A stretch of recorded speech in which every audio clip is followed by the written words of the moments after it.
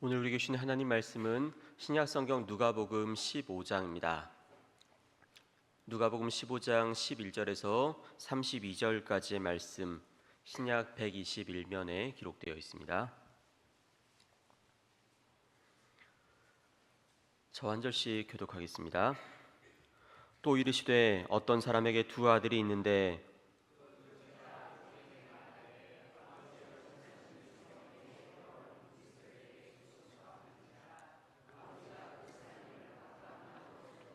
그 후 며칠이 안 되어 둘째 아들이 재물을 다 모아가지고 먼 나라에 가 거기서 허랑방탕하여 그 재산을 낭비하더니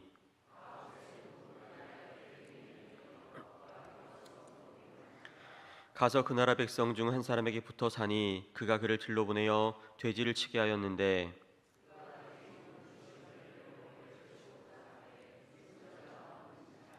이에 스스로 돌이켜 이르되 내 아버지에게는 양식이 풍족한 품꾼이 얼마나 많은가. 나는 여기서 주려 죽는구나.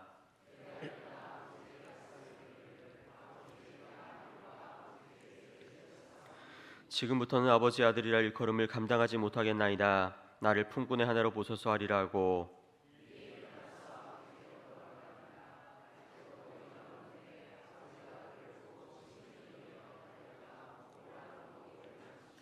아들이 이르되 아버지 내가 하늘과 아버지께 죄를 지었사오니 지금부터는 아버지 아들이라 일컬음을 감당하지 못하겠나이다 하나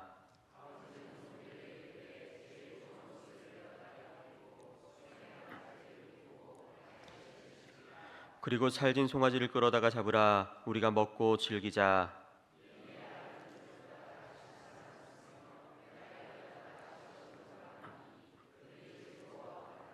맏아들은 밭에 있다가 돌아와 집에 가까이 왔을 때에 풍악과 춤추는 소리를 듣고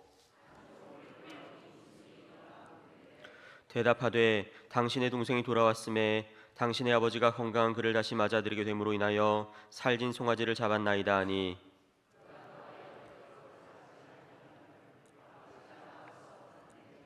아버지께 대답하여 이르되 내가 여러 해 아버지를 섬겨 명을 어김이 없거늘 내게는 염소 새끼라도 주어 나와 내 벗으로 즐기게 하신 일이 없더니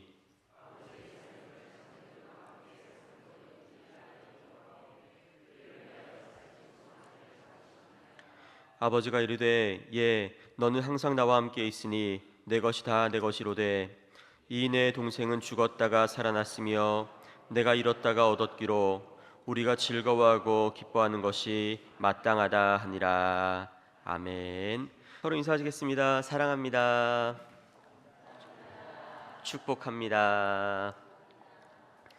네, 오늘 함께 읽은 누가복음 15장에는 세 가지의 비유의 말씀이 담겨 있습니다. 첫 번째 비유는 잃은 양을 찾은 목자의 비유이고 두 번째 비유는 잃은 드라크마를 찾은 여인의 비유입니다. 핵심은 잃은 것이 있습니다. 그리고 잃은 것을 찾은 자의 기쁨이 얼마나 큰가 하는 것을 보여주고 있습니다.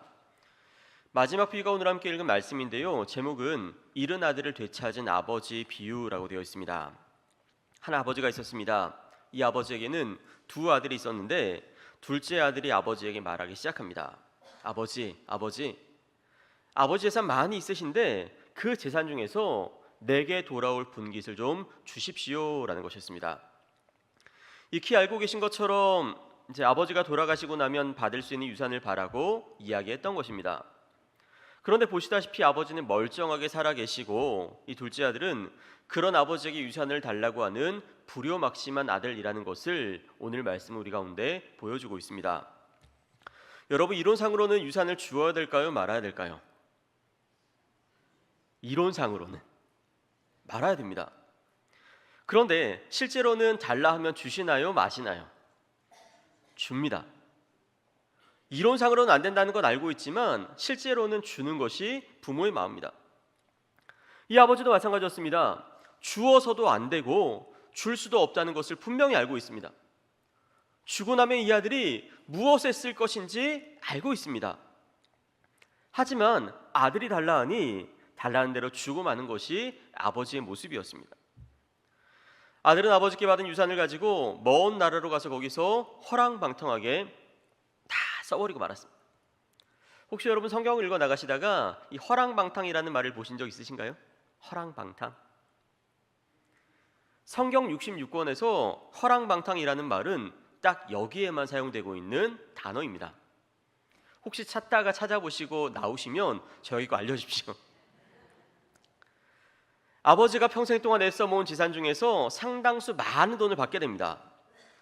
그 돈을 가지고 먼 나라에 가서 음주 가무에 빠져서 그 모든 재산을 먹고 마시는 데 탕진한, 성경에 나타난 유일무이한 이 아들의 모습을 나타내는 유일무이한 단어가 허랑방탕이라는 것입니다. 그런데 그런 아들이 뭐가 귀하다고 아버지는 언젠가부터 아들을 기다리기 시작합니다. 그것도 누워서 기다린 것이 아닙니다. 언젠가부터 문 밖으로 나가서 기다리다가 한 발 한 발 마을 초입까지 나가기 시작합니다. 점점 집에서 멀어지기 시작하고 아직도 거리가 먼 마을 입구에서부터 이제 나올까 저제 나올까 아들을 기다립니다. 결국 아들은 돌아옵니다. 그 돌아온 아들을 바라보며 아버지는 얼마나 기뻤는지 달려가서 목을 안고 입을 맞춥니다. 근데 바라보니까 몰골이 비참합니다. 측은히 여기며 제일 좋은 옷을 입어다가 입히고 손에 가락지를 끼우고 발에 신을 신기고 살진 송아지를 끌어다가 잡고 먹고 즐기며 잔치합니다. 이것은 잃어버린 아들이 돌아온 기쁨을 표현해주고 있는 것입니다. 그런데 성경은 이 본문 속에 잃어버린 아들과 아버지뿐만 아니라 또 한 사람의 아들이 있었음을 분명하게 보여줍니다. 우리 먼저 11절 말씀 같이 읽어보겠습니다. 11절입니다. 시작. 또 이르시되 어떤 사람에게 두 아들이 있는데. 아멘. 분명히 어떤 사람에게 한 아들이 있었고 그 아들이 탕자라는 것만 밝혀주고 있지 않습니다. 몇 명의 아들이 있었다고 이야기를 하죠? 두 아들이 있는데. 그리고 지금 다 읽어볼 수는 없지만 25절부터 32절까지의 본문 속에는 잔치가 벌어진 집으로 돌아오는 큰아들의 마음과 모습, 그리고 그 큰아들과 대화하는 아버지의 모습이 분명히 담겨 있습니다. 그렇게 볼 때 잃은 아들을 되찾은 아버지의 비유 속에는 큰 아들도 있었음을 성경은 분명하게 보여주고 있다는 것입니다. 이 아들이 어떤 아들이었는지도 나타나고 있는데요, 우리 12절 말씀을 같이 읽어보겠습니다. 12절입니다. 시작. 그 둘째가 아버지에게 말하되 아버지여 재산 중에서 내게 돌아올 분깃을 내게 주소서 하는지라. 아버지가 그 살림을 각각 나눠 주었더니. 아멘. 잘 알고 계신 것처럼 아버지에게 재산을 달라는 아들은 누구였습니까? 큰아들입니다. 아버지여 재산 중에서 내게 돌아올 분깃을 내게 주소서 이야기합니다. 그리고 그 재산을 아버지는 그 둘째 아들에게 주었다는 것도 잘 알고 있습니다.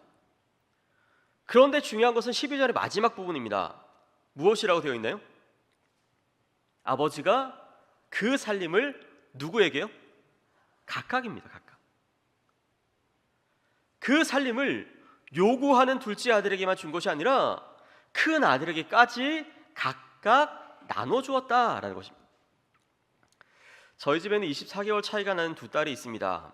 근데 둘 다 9월생이다 보니까 자라나는 연령대가 비슷해서 큰아이가 입었던 옷, 또 신었던 신발을 둘째가 물려받곤 했습니다. 물론 그 중에는 깨끗하게 썼던 것도 있지만 그렇지 않은 것도 분명히 있었을 것입니다. 하지만 대부분의 집에서 그렇듯이 입힐 만한 것들은 대부분 입히고 신길 만한 것들은 대부분 신겼습니다. 그런데 유치원에 다니고 있었던 언젠가 이 언니가 신던 신발을 물려주었더니 그 신발을 보면서 작은 아이가 했던 이야기가 지금도 잊혀지지가 않습니다. 이렇게 얘기를 하더라고요. 나는 맨날 더러운 것만 주고. 지금도 그 말이 잊혀지지가 않아요. 더러운 것이 아니에요. 나는 맨날 더러운 것만 주고. 들을 길게 빼더라고요. 그 이유를 어떻게 했을까요? 할 수 있는 대로 언니와 같이 사주기 위해서 최선을 다했던 것 같아요. 왜냐하면 더러운 것만 준다는 말을 안 듣기 위해서. 이 아버지도 마찬가지입니다. 둘째 아들이 이야기했습니다. 아버지요, 그 재산 중에서 내게 돌아올 분깃을 주소서. 그런데 그 말을 듣고 나서 둘째 아들에게만 줄 수 있을까요? 그래, 넌 요구했으니 주고 너는 요구하지 않았으니 내가 주지 않을 거야 할 수 있을까요? 그래서 성경은 둘째 아들뿐만 아니라 큰 아들의 것도 나누어 주었다라는 것을 밝혀줍니다. 아버지가 그 살림을 각각 나눠 주었더니. 게다가 이 큰아들은 그 살림을 받았음에도 불구하고 늘 아버지의 집에서 아버지와 함께 살아갑니다. 그러면 자연스럽게 아버지의 것은 누구의 것인가요? 내 것. 내 것은 내 것. 큰아들이 삶이었습니다. 언젠간 신방을 갔다가 초콜릿을 선물로 받은 적이 있습니다. 적지 않은 초콜릿이 들어있었는데 그 초콜릿의 구성이 3단 3줄로 되어 있더라고요. 지금 저희 집에 몇 사람이 살고 있죠? 큰아이는 기숙사에 보내놓고 셋이 살고 있습니다. 받아오자마자 3줄을 보자마자 어떤 마음을 가졌을까요? 잘됐다. 한 줄씩 먹으면 되겠다.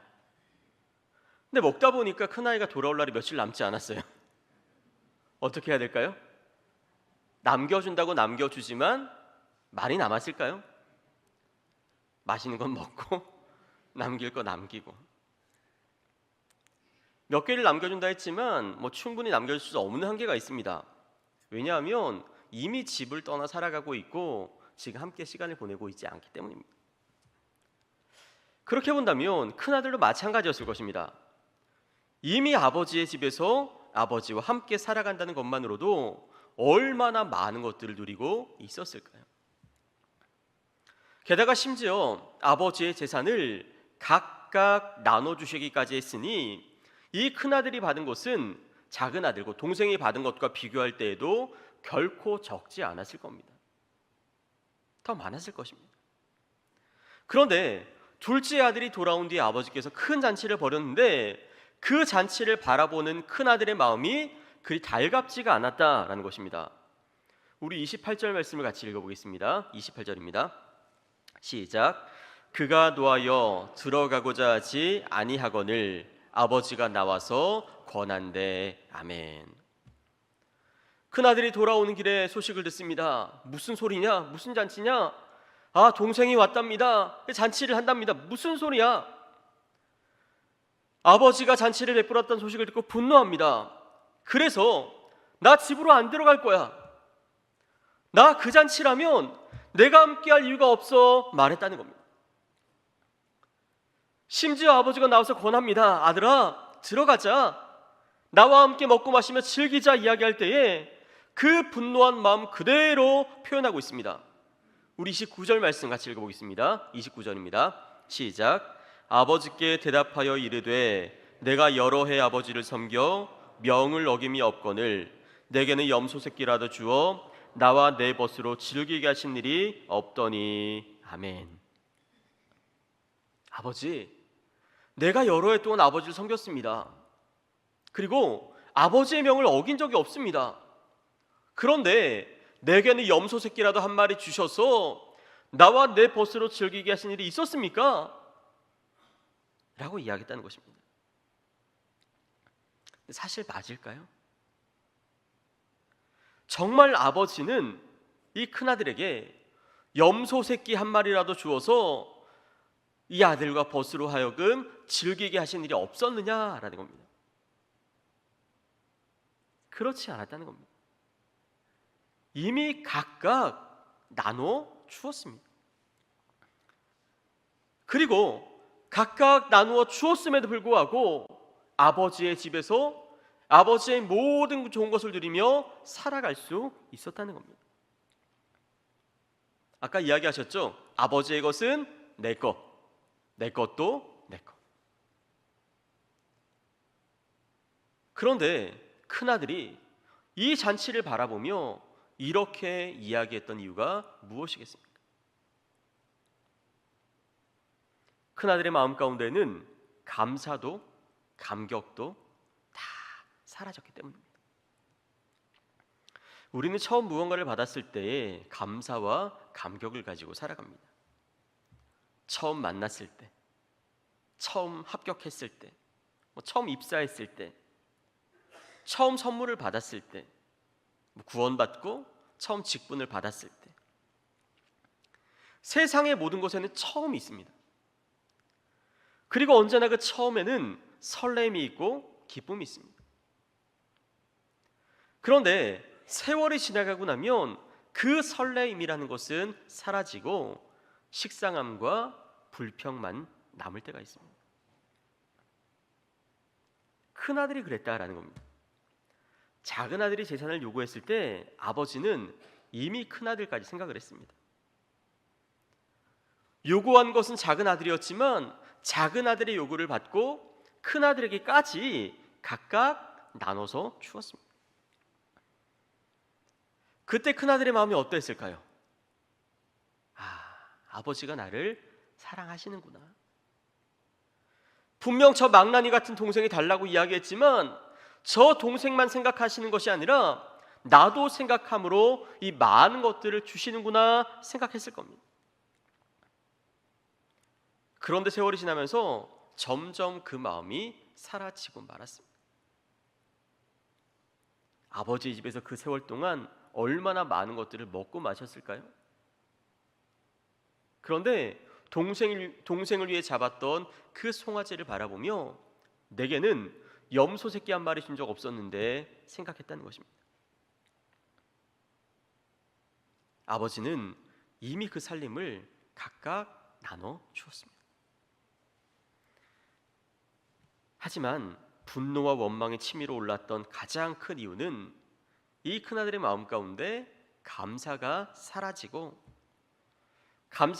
마음 가운데 기쁨이 사라졌기 때문입니다. 시편 50편 23절에는 이런 말씀이 있습니다. 우리 같이 한번 읽어보겠습니다. 시작. 감사로 제사를 드리는 자가 나를 영화롭게 하나니 그의 행위를 옳게 하는 자에게 내가 하나님의 구원을 보이리라. 아멘. 그리스도인의 삶의 목적은 살아계신 하나님을 영화롭게 하는 것입니다. 영원토록 그를 즐거워하는 것이 우리의 가장 중요한 사명입니다. 그런데 어떻게 우리가 하나님을 영화롭게 할 수 있는가? 말씀은 감사로 제사를 드리는 자가 하나님을 영화롭게 할 수 있다 말씀하십니다. 그것이 우리의 행위를 옳게 하는 것이고 그런 사람들에게 하나님의 구원을 보이시겠다 말씀하십니다. 하지만 언젠가부터 우리는 이 큰아들의 영성, 큰아들의 마음을 가지고 살아갑니다. 많은 것을 받았고 모든 것을 누리고 있습니다. 그리고 그 속에 주어진 것이 얼마나 풍성한지를 기억하지 못한 채 매사에 원망과 불평이 우리의 마음 가운데 자리 잡을 때가 수없이 많이 있다는 것입니다. 그런 우리의 삶 가운데 말씀하시는 것입니다.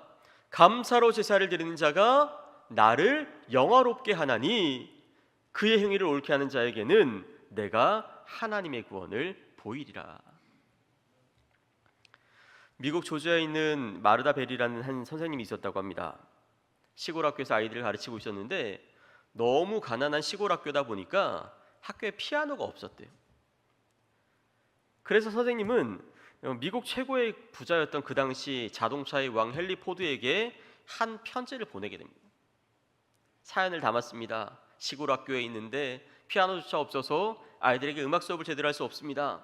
그러니 피아노를 살 수 있도록 돈을 좀 보내주십시오 라고 해서 헨리 포드에게 편지를 보냈다고 합니다. 최고의 부자니까 돈이야 마음대로 줄 수 있지 않겠습니까? 피아노를 살 수 있는 1,000불만 보내달라고 편지를 보내게 됩니다. 지금 우리 돈으로 한 130만 원, 140만 원 정도 됩니다. 그런데 이 헨리 포드는 그 편지를 받고 나서 마음이 상했다고 합니다. 왜냐하면 이미 수많은 사람들이 이 헨리 포드에게 편지를 보내고 돈을 요청하고 또 간곡히 부탁했기 때문입니다. 물론 사정사정해서 돈을 요구합니다. 그렇다고 해서 주는 것은 쉬운 것은 아니거든요. 하지만 이 헨리 포드가 돈을 줄 때마다 정작 받아가는 대부분의 사람들은 감사하다는 말 한마디 없이 당연하게 받아가든 아니면 이것밖에 주지 않는가라는 마음으로 받아가는 것들을 수없이 많이 보았기 때문에 이 선생님도 그런 사람 중에 한 사람이지 않을까라는 마음으로 대하게 됩니다. 그래서 이 선생님이 요청했던 금액은 1,000불이었지만 헨리 포드가 입금했던 금액은 10센트였다고 합니다. 10센트면 우리식으로 이야기하면 100원입니다. 100원. 100만 원 보내달라 했는데 100원 보내주었다면 여러분 어떤 마음이시겠어요? 지가 헨리 포드라도 그렇지 말이야. 나를 어떻게 보고 안 받으면 안 받았지. 아마 그런 마음으로 대하지 않을까요? 근데 놀랍게도 이 선생님은 그 돈을 감사히 받았답니다. 그리고 나서 그 10센트만큼의 땅콩을 샀답니다. 그 땅콩을 운동장 한 구석에다가 심었다는 겁니다. 뭐 10센트 심었으니까 얼마나 나왔겠습니까? 그런데 수학에서 나온 이익금을 가지고 얼마를 떼어서 헨리 포드에게 감사의 편지와 함께 보내주었답니다. 덕분에 땅콩을 심었고 수확해서 이익을 남겼는데 얼마나 되겠습니까? 그 돈과 함께 감사의 편지를 보냈습니다. 다음에는 더 많은 씨를 뿌려서 수확을 거두었고 그 과정을 한 해 한 해 반복한 결과 5년 만에 피아노를 살 수 있었다라는 겁니다. 그리고 헨리 포드에게 감사의 편지를 보냈다고 합니다. 감사합니다. 보내주신 10센트가 자라고 열매를 맺고 자라고 열매를 맺어서 이 피아노로 돌아왔습니다. 감사합니다. 이야기했다는 겁니다.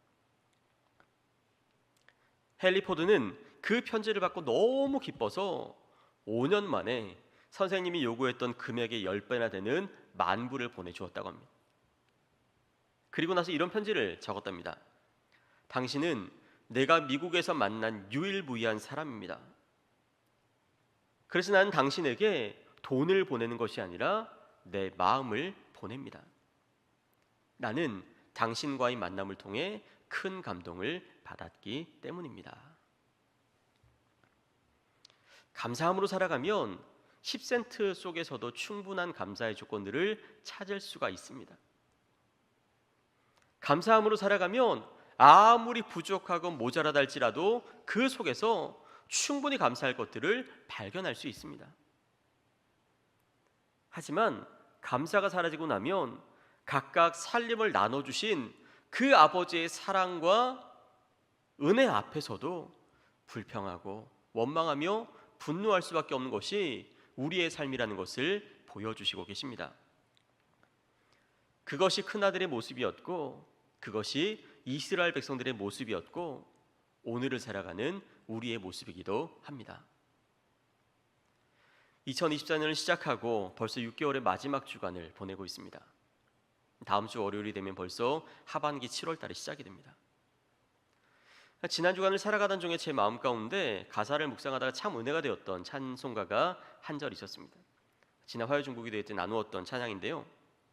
이런 가사입니다. 세상 모든 풍파너를 흔들어 약한 마음 낙심하게 될 때에 내려주신 주의 복을 세워라 주의 크신 복을 내가 알리라. 같이 한번 불러볼까요? 시작. 세상 모든 풍파 너를 흔들어 약한 마음 낙심하게 될 때에 내려주신 주의 복을 세어라 주의 크신 복을 내가 알리라. 여기까지. 세상에 풍파가 있습니다.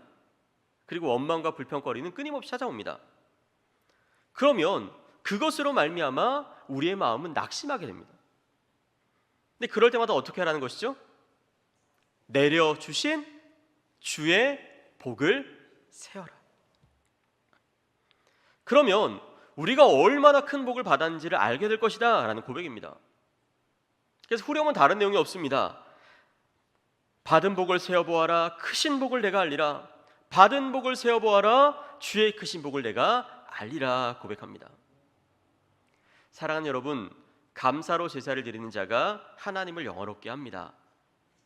그런데 우리의 마음 가운데 끊임없이 감사가 사라지는 이 세상 속에서 이미 주신 많은 것들을 바라보며 그것들을 하나하나 세워가시며 남은 한 해도 더욱 풍성한 감사의 고백을 드리며 하나님을 바라볼 수 있는 믿음의 사람들이 되시기를 간절히 바랍니다. 그런 우리의 삶 가운데 하나님은 주의 구원을 보이시겠다는 약속의 말씀이 이루어지는 것을 경험할 수 있도록 분명히 함께해 주실 것입니다. 기도하겠습니다. 하나님 아버지, 우리가 받은 많은 것들이 있습니다. 이미 하나님께서 우리를 사랑하셔서 우리를 기뻐하셔서 그 아들을 보내셨고 우리의 삶의 모든 필요를 때를 따라 돕는 은혜로 채우심으로 말미암아 여기까지 살아올 수 있도록 인도하셨습니다. 하나님, 6개월의 시간을 마무리하는 6월 마지막 주간 우리의 마음 가운데 감사로 제사를 드리며 감사로 하나님을 찬양하는 믿음의 사람들이 될 수 있도록 함께하여 주옵소서. 그로 말미암아 영광 받으신 하나님을 바라보며 우리의 마음 가운데 기쁨 있게 하시고 감사함으로 나아갈 때마다 우리의 삶 가운데 동행하시는 주의 크신 사랑과 은혜를 누리며 살아갈 수 있는 하나님의 사람이 될 수 있도록 인도하여 주옵소서. 감사드리오며 예수 그리스도의 이름으로 기도하옵나이다. 아멘.